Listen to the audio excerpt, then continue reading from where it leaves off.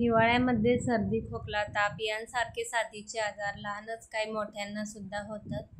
तर आज आपण एकदम सोप्या पद्धतीने पौष्टिक असं हुलग्याचे माडगे बनवणार आहोत, किंवा याला हुलग्याचं सूप सुद्धा म्हणू शकतात. हुलग्याला काही भागात कुळीद असं सुद्धा बोललं जातं. खूप पौष्टिक हेल्दी असं हे सूप आहे. हिवाळ्यामध्ये सर्वांनीच आवर्जून प्यायला हवं. यामुळे रोगप्रतिकारक शक्तीसुद्धा वाढण्यास मदत होते. तर हे मी अर्धी वाटी हुलगे घेतले आहेत. सुरुवातीला हुलगे छान 3-4 मिनिटे खरपूस असे आपल्याला भाजून घ्यायचे आहेत. हे हुलग्याचे माडगे 2 पद्धतीने बनवले जाते. एक गोड बनवले जाते गूळ घालून, आणि थोडंसं तिखट सुद्धा बनवले जाते. तर आज मी गोड बनवणार नाही, थोडंसं तिखट मीठ टाकून बनवणार आहे. तर हे मी थंड करायला प्लेटमध्ये काढले होते.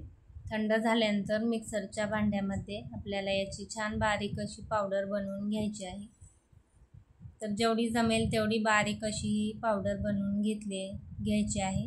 तर बघू शकता एकदम बारीक पावडर केली आहे. ही पावडर तुम्ही स्टोअर करू शकता आणि याचं सूप बनवू शकता. तर इथे मी सूप बनवण्यासाठी 3 चमचे हे हुलग्याची पावडर वाटीमध्ये घेतली आहे. आता पाणी घालून याची छान स्लरी बनवून घ्यायची आहे. पाणी नॉर्मलच वापरायचं आहे. यातील सर्व गुठळ्या मोडून घ्यायच्या आहेत. तर इथे स्लरी आपली बनवून तयार झाली आहे. आता आपण याचे माडगे बनवायला घेऊया. तर अत्यंत पौष्टिक असं हे सूप आहे. त्यामुळे हिवाळ्यामध्ये आवर्जून असं हे हुलग्याचं सूप प्रत्येकाने प्यायलाच हवे.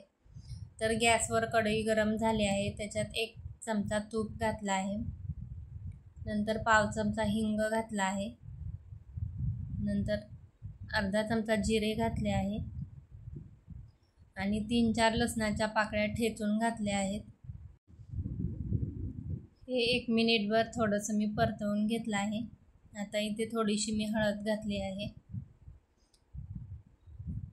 छान मिक्स करून घेतलं आहे. तुम्हाला तिखट हवं असेल तर थोडीसं लाल मिरची पावडरसुद्धा घालू शकता. हुलग्याची जी स्लरी आहे ती टाकली आहे. आणखी याच्यात मी पाणी घातलं आहे. चवीपुरतं मीठ घातलं आहे आणि मी थोडंसंच याच्यात लाल मिरची पावडर टाकली आहे चवीपुरती. जास्त तिखट बनवणार नाही. आता याला छान उकळी येऊ द्यायची आहे. तुम्हाला सूप जेवढं घट्ट किंवा पातळ आवडत असेल त्यानुसार पाणी घालू शकता. आता याला छान उकळी आली की लगेच गॅस बंद करायचा आहे आणि आपलं सूप बनवून तयार आहे. तर इथे बघू शकता उकळी यायला सुरुवात झाली आहे. याच्यापेक्षा मी घट्ट करणार नाही आणि जास्त पातळही करणार नाही. वरून थोडीशी कोथिंबीर घातली आहे. छान उकळी आली आहे. आता आपण गॅस बंद करूया आणि गरमागरमच हे सूप प्यायचं आहे. जर तुम्हाला सर्दी खोकला असेल तर हे सूप प्यायल्यानंतर लगेचच आराम मिळतो. त्यामुळे अशा पद्धतीचं सूप नक्की तुम्ही हिवाळ्यामध्ये आवर्जून बनवून पीत जा. तर माझ्या घरी तर मी हे हिवाळ्यात आठवड्यातून 2 वेळा तरी हे सूप आवर्जून बनवते. तुम्हाला आजची ही पारंपरिक रेसिपी कशी वाटली नक्की कमेंट करून सांगा. व्हिडिओ जर आवडला असेल तर प्लीज व्हिडिओला एक लाईक नक्की करा. व्हिडिओ जास्तीत जास्त शेअर करा आणि चॅनेलला सबस्क्राईब करा. भेटूया अशाच एका नवीन व्हिडिओसोबत. धन्यवाद.